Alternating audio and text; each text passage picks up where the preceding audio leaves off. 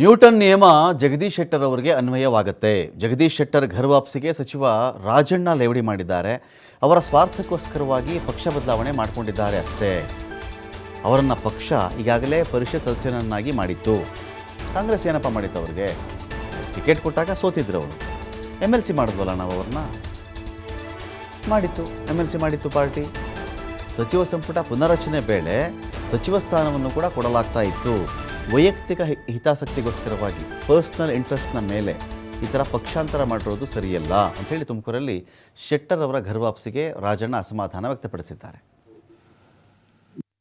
ಸನ್ಮಾನ್ಯ ಜಗದೀಶ್ ಶೆಟ್ಟರ್ ಅವರು ಬಿಜೆಪಿ ಪಕ್ಷಕ್ಕೆ ಪುನರ್ ಸೇರ್ಪಡೆಯನ್ನು ನಾನು ಗಮನಿಸಿದೆ. ನನಗೆ ಅದನ್ನು ನೋಡಿದ ಮೇಲೆ ಒಂದು ನ್ಯೂಟನ್ ಲಾ ಜ್ಞಾಪಕ ಬಂತು. ನ್ಯೂಟನ್ಸ್ ಲಾ ಏನಿದೆ, rolling stone gathers no moss ಅಂತ ಇದೆ.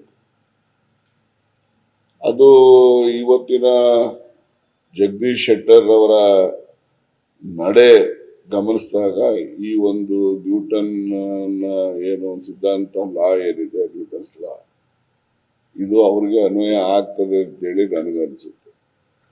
Rolling stone gathers no moss ಅಂತಕ್ಕಂಥ. ಹಾಗೆ ನನಗೂ ಕೂಡ ಒಮ್ಮೊಮ್ಮೆ ಒಬ್ಬ ಜಗದೀಶ್ ಶೆಟ್ಟರು ಸಂಭಾವಿತ ವ್ಯಕ್ತಿ, ಅದರಲ್ಲಿ ಎರಡೇ ಮಾತಿಲ್ಲ. ಅವರನ್ನ ಅವಮಾನ ಮಾಡಿ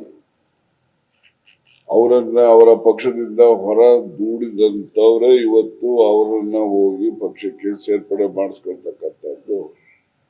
ಇದು ಅವ್ರ ಪಕ್ಷಕ್ಕೆ ಲಾಭ. ಆದ್ರೆ ಜಗದೀಶ್ ಶೆಟ್ಟರನ್ನ ಯಾರು ನಂಬೋದಿಲ್ಲ. ಆ ರೀತಿ ಅವರು